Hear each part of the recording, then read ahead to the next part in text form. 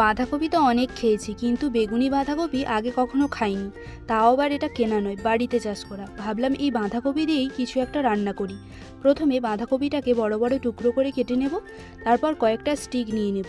স্টিকের মধ্যে কাটা বাঁধাকপিগুলো গেঁথে নেব। একটা বাটিতে 2 টেবিল চামচ বেসন, 1 টেবিল চামচ কর্নফ্লাওয়ার নেব।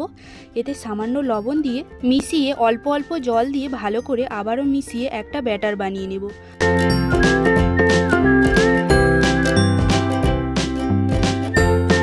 অন্য একটা কড়াইতে জল গরম করে সামান্য লবণ দিয়ে বাঁধাকপিগুলো ভাপিয়ে নেব।